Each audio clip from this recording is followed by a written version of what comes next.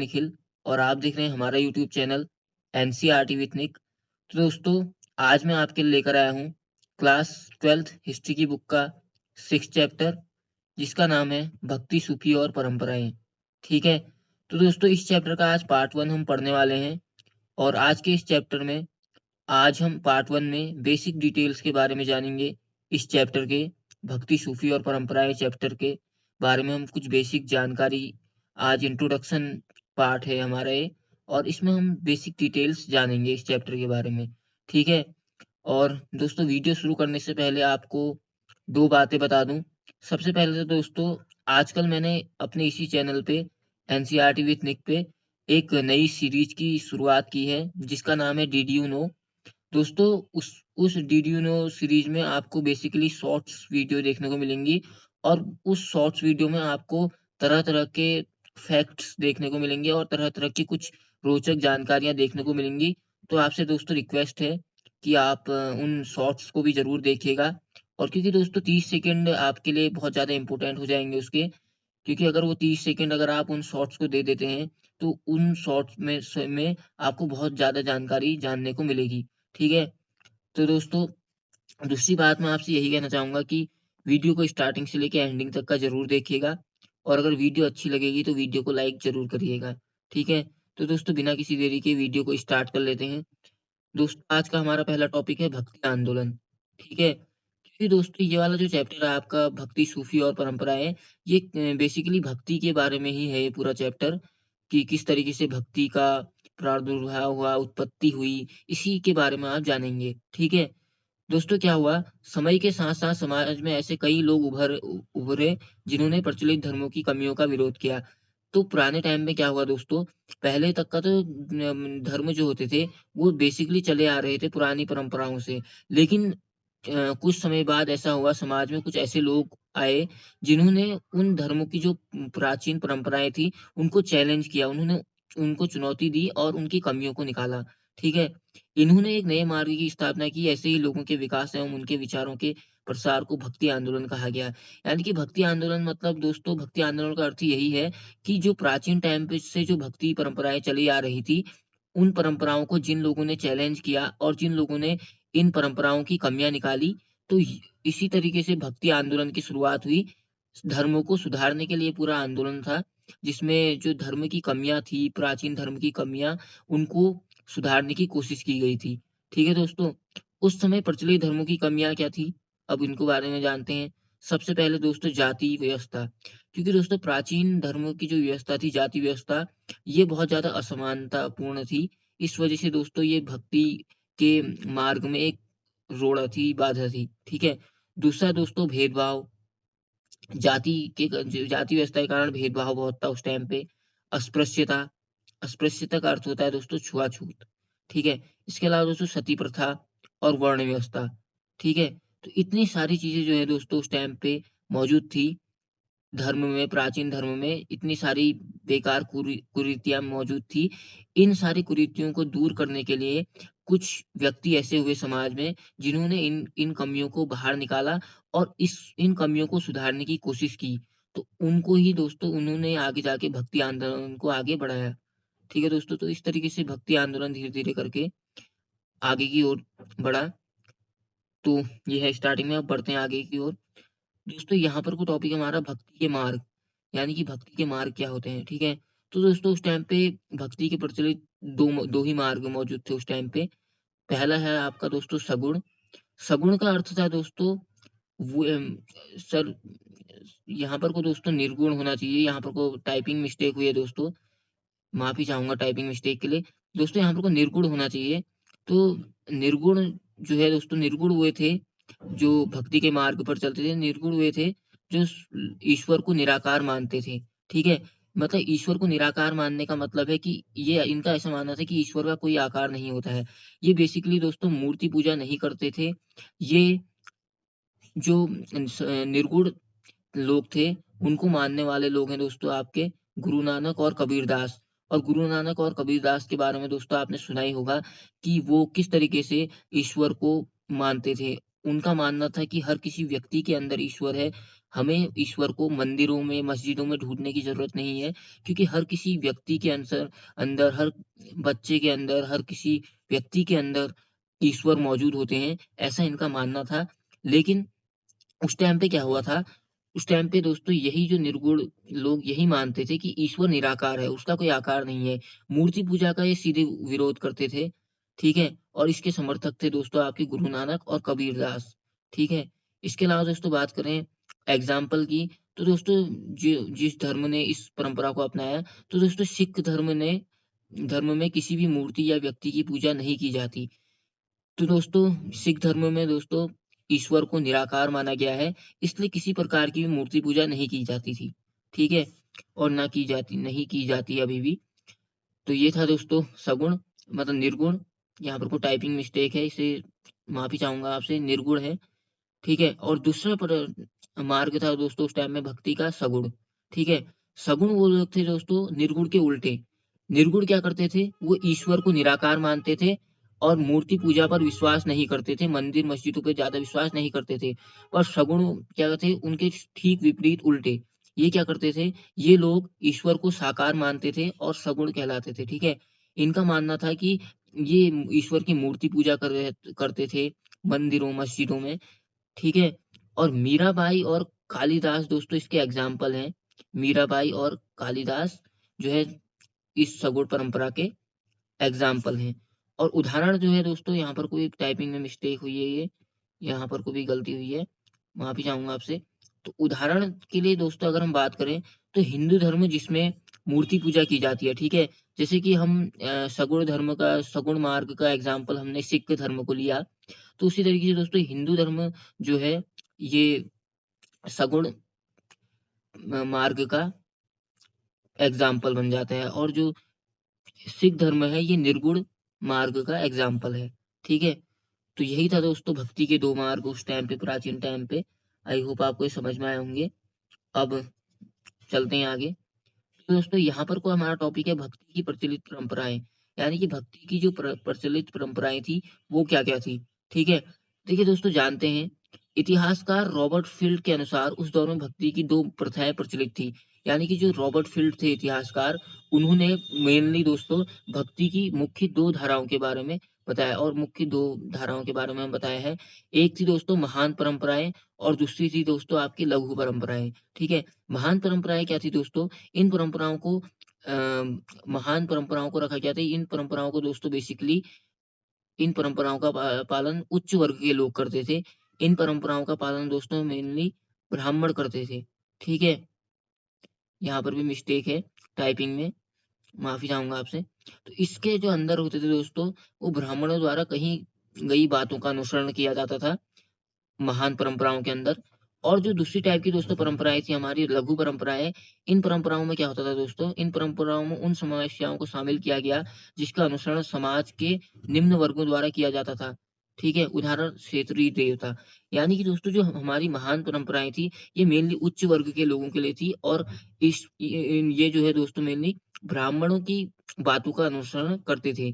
और जो लघु परंपराएँ थी दोस्तों, ये समाज के निम्न तबकों के लिए थी जैसे एग्ज़ाम्पल के दोस्तों क्षेत्रीय देवता, ठीक है? ये जो है बाद में क्या हुआ दोस्तों, ये दोनों व्यवस्थाएँ आपस में मिल गई। यानी कि महान परंपरा और लघु परंपरा ये दोनों आपस में मिल गई, जिससे क्या हुआ, जो क्षेत्रीय देवता हुआ करते थे लघु परंपराओं के ठीक है? वो वैदिक धर्म के देवी-देवताओं के साथ शामिल कर दिए गए। क्योंकि दोस्तों लघु परंपराएँ और महान परंपराएँ दोनों आपस में मिल गई। महान परंपराएँ दोस्तों ब्राह्मणों की थी, वैदिक धर्म देवता उसमें शामिल थे और जो लघु परंपराएँ थी हमारी वो निम्न वर्ग के लोगों की थी और उसमें क्षेत्रीय देवता शामिल थे। तो बाद में क्या हुआ दोस्तों, महान परंपरा और लघु परंपरा दोनों को मिला दिया गया और उसके बाद क्या हुआ, जो क्षेत्रीय देवता थे लघु परंपरा के वो भी वैदिक धर्म के देवी-देवताओं के साथ शामिल कर दिए गए, ठीक है? तो इस तरीके से उनने प्राचीन टाइम में ऐसी व्यवस्था करी कि ब्राह्मण लघु परंपरा और महान परंपरा को आपस में कंबाइन कर दिया, ठीक है? इसके बाद क्या हुआ दोस्तों, इस प्रकार से हिंदू धर्म में अनेक देवी-देवताओं की शुरुआत हुई और जब ये महान परंपरा और लघु परंपरा आपस में मिल गई, तो इससे क्या हुआ, हिंदू धर्म में अनेक देवी-देवताओं के उद्भव की शुरुआत हो गई, ठीक है? तो यही थी दोस्तों आपकी महान परंपराएँ और लघु परंपराएँ, जिनमें बेसिकली कोई ज़्यादा डिफरेंस नहीं है। महान परंपराएँ जो हैं दोस्तों उच्च वर्गों के लिए थी, जिसमें ब्राह्मण शामिल हैं हमारे, और जो लघु परंपराएँ थी दोस्तों, ये निम्न वर्गों के लिए थी, जिसमें हमारे क्षेत्रीय देवता उस टाइम पे निम्न वर्ग के लोग क्षेत्रीय देवता को मानते थे। ठीक है? तो यही था दोस्तों आपका टॉपिक। अब बढ़ते हैं आगे। और अब हम हमारा दोस्तों टॉपिक भारत और भक्ति आंदोलन, यानी कि भारत में भक्ति आंदोलन की शुरुआत कैसे हुई, इसको जानते हैं। ठीक है दोस्तों, भक्ति आंदोलन की शुरुआत दोस्तों भारत में छठी शताब्दी शताब्दी में हो गई थी, और ये वो दौर था जब अनेकों परंपराओं विचारधाराओं का जन्म हुआ। यानी कि छठी शताब्दी ईस्वी पूर्व में जब दोस्तों भारत में भक्ति आंदोलन की शुरुआत हुई, तो अनेक नई विचारधाराएं हमें देखने को मिली। नई परंपराओं का उस टाइम पे उद्भव हो गया। और इसके अलावा दोस्तों भारत में हुए भक्ति आंदोलन को 2 भागों में विभाजित किया गया है बेसिकली, ठीक है? 2 भागों में इसे विभाजित किया गया है भारत में हुए भक्ति आंदोलन को। पहला दोस्तों आपका भाग है ये, आज जिसके बारे में हम पढ़ेंगे, इसका नाम है दक्षिणी भारत और भक्ति आंदोलन। ठीक है? ये जो भारत में भक्ति आंदोलन थे दोस्तों, इन्हें 2 भागों में बाँटा गया है। एक तो आज हम इस टॉपिक में पढ़ लेंगे दक्षिणी भारत और भक्ति आंदोलन, और एक उत्तरी भारत के भक्ति आंदोलन के बारे में। ठीक है? तो इन 2 भागों में इसे बाँटा गया है। अब हम दोस्तों यहाँ पर जानते हैं दक्षिणी भारत और भक्ति आंदोलन, यानी कि दक्षिण भारत में भक्ति आंदोलन की शुरुआत कैसे हुई। ठीक है दोस्तों? तो यहाँ पर को दोस्तों छठी शताब्दी ईस्वी पूर्व में क्या हुआ, यहाँ पर कोई टाइपिंग मिस्टेक हुई है दोस्तों, आज काफ़ी ज़्यादा मिस्टेक हुई है। और इसे सुधार लीजिएगा। इसके लिए मैं माफ़ी चाहता हूँ आपसे, टाइपिंग मिस्टेक्स के लिए। और दोस्तों अगर बात करें छठी शताब्दी के बाद, तो दक्षिण भारत में संतों का उदय हुआ उस टाइम पे, ठीक है? अनेक संतों का उदय हुआ उस टाइम पे, ठीक है? इनमें मुख्य रूप से उस टाइम पे 2 ही फेमस थे, 2 भागों में इन्हें बाँट दिया गया था दक्षिण भारत में जो संतों का उदय हुआ था। इनमें पहले हमारे आते थे दोस्तों अलवार, ठीक है? जो कि किसके भक्त थे? विष्णु के भक्त थे, ठीक है? और इन अलवारों की संख्या जो थी दोस्तों टोटल 12 थी। और इनके कुछ मुख्य संत जो है दोस्तों अलवारों के, इनमें शामिल है दोस्तों आपके नम्मालवार, टोधरा, डिप्पोडी और अंडाल, ठीक है? तो ये कुछ मुख्य संत थे अलवारों के। और इसके अलावा दोस्तों अलवारों द्वारा रचित एक ग्रंथ था जो कि काफ़ी ज़्यादा फ़ेमस है, उसका नाम था दोस्तों नलयीरा दिव्य प्रबंधम। इसको याद रख लीजिए दोस्तों, क्योंकि एग्ज़ाम में क्वेश्चन इससे बनता है। अलवारों के बारे में तो क्वेश्चन आता ही है, साथ ही साथ उनके रचित ग्रंथ नलयीरा दिव्य प्रबंधम के बारे में भी क्वेश्चन बनता ही है, ठीक है? तो उस टाइम पे क्या हुआ था दोस्तों, उस टाइम पे मतलब मेनली मुख्य रूप से 2 भागों में दक्षिण भारत के संतों को बाँट दिया गया था। एक भाग का नाम है दोस्तों आपका अलवार, ठीक है? एक थे अलवार जिनकी संख्या कितनी थी 12, और ये अलवार जो है दोस्तों बेसिकली विष्णु भक्त थे, ठीक है? और दूसरे थे हमारे दोस्तों नैनार, ठीक है? तो ये 2 संत उस टाइम पे दक्षिण भारत में मौजूद थे, अलवार और नैनार, ठीक है? इनके बारे में एग्ज़ाम में क्वेश्चन बनता है दोस्तों, ये काफ़ी ज़्यादा इम्पोर्टेंट पॉइंट है, इन्हें नोट कर लीजिएगा, ठीक है? नैनार जैसा कि दोस्तों हमने जाना ही, अलवार जो थे विष्णु के उपासक थे, तो जो नैनार थे दोस्तों ये थे शिव के उपासक। ये शिव की उपासना करते थे, जहाँ अलवारों की संख्या थी 12, और वहीं नैनारों की संख्या कितनी थी 63, ठीक है? इनकी संख्या थी दोस्तों, नैनार की संख्या थी 63, ठीक है? 63, ठीक है? और इसके जो मुख्य संत थे दोस्तों नैनारों के, उनमें शामिल है दोस्तों आपके अप्पार, सुनंदा सुनंदरार और कराइक्का अम्मियार, ठीक है? और इनके द्वारा जो रचित ग्रंथ था दोस्तों नैनारों के द्वारा, उसका नाम है तौरम, ठीक है? इसे भी नोट कर लीजिएगा क्योंकि इस ग्रंथ के बारे में भी पूछा जाता है। ठीक है दोस्तों, तो ये थे दक्षिण भारत के 2 प्रमुख संत, जिनको बाँटा गया था अलग-अलग कैटेगरी में, अलवार और नैनार, ठीक है? तो आई होप आप इनके बारे में समझ ही गए होंगे। अब बढ़ते हैं अपने आगे के टॉपिक में। दोस्तों ये हमारा टॉपिक है राजा और संत, ठीक है? उस टाइम पे राजा और संतों के बीच में कैसे रिश्ते थे, उसके बारे में हम यहाँ जानते हैं। ठीक है दोस्तों? राजा और संतों के बीच में संबंध बहुत अच्छे हुए करते थे दोस्तों उस टाइम पे, क्योंकि सामान्य लोग, सामान्य प्रजा संतों को बहुत पसंद किया करती थी। और सामान्य जनता जब संतों को पसंद करती थी, तो राजाओं का भी इन संतों के प्रति खास झुकाव हो गया था। क्योंकि दोस्तों राजाओं को भी दोस्तों प्रजा अगर खुश करनी है तो प्रजा से कनेक्ट होना पड़ेगा। इसलिए दोस्तों जो संत थे, ये संत प्रजा से अच्छी तरीके से जुड़े हुए थे और प्रजा इन्हें पसंद करती थी। इसलिए दोस्तों राजा भी खास झुकाव रहता था राजाओं का भी संतों के प्रति, इनका सम्मान रहता था। इसके अलावा दोस्तों इन संतों का समर्थन प्राप्त कर वह सामान्य जनता का समर्थन प्राप्त कर सकते थे। और इसके अलावा दोस्तों क्या होता था, ये संत तो दोस्तों बहुत ज़्यादा लोकप्रिय थे सामान्य जनता के बीच में, इसलिए इन संतों का समर्थन करके राजा जो है, शासक जो है सामान्य जनता का समर्थन प्राप्त करते थे। ठीक है? इसके अलावा दोस्तों अपनी यात्राओं के दौरान इन संतों ने कुछ जगहों को पवित्र घोषित किया। उस टाइम पे दोस्तों इन संतों ने जहाँ कहीं भी यात्रा की, जितनी भी यात्रा की, उनमें से कुछ-कुछ चुनिंदा स्थानों को इन्होंने पवित्र घोषित किया प्राचीन टाइम में। तो जिन भी स्थानों को दोस्तों इन्होंने पवित्र घोषित किया उस टाइम पे, तो उन स्थानों पर राजाओं द्वारा, शासकों द्वारा मंदिर बनवा दिए गए। ठीक है? तो राजाओं ने क्या करा बाद में, मूर्ति या मंदिर मंदिर बनवा दिए गए, इन जगहों पर राजाओं द्वारा। और कई राजाओं ने क्या करा दोस्तों, इन संतों की मूर्ति भी मंदिर में लगवाई। ठीक है? इन संतों से कोई राजा इतने ज़्यादा प्रसन्न थे कि उन्होंने इन संतों की मूर्ति ही मंदिर में लगवा दी थी। ठीक है? और इन संतों की जो मूर्ति है दोस्तों कुछ मंदिरों में लगवाई गई हैं, जैसे कि एग्ज़ाम्पल के लिए आप देख ही सकते हैं। और वो है, उन मंदिरों के दोस्तों नाम है जहाँ संतों की मूर्ति लगवाई गई है, उन मंदिरों का नाम है आपके चिदम्बरम, तंजावुर, गंगाकोटा चोलपुरम के मंदिर। ठीक है? तो इन मंदिरों में दोस्तों संतों की मूर्तियाँ लगवाई गई हैं। तो इस तरीके से दोस्तों उस टाइम पे राजा और संतों के संबंध थे। राजा खास झुकाव रखते थे संतों के प्रति, क्योंकि दोस्तों वो जानते थे कि संत जो है प्रजा से खास तौर पे जुड़े हुए हैं। ठीक है? तो यही थे इनके बीच के संबंध। आई होप दोस्तों आपको ये समझ में आया होगा, इन्हें नोट कर लीजिए। अब बढ़ते हैं आगे।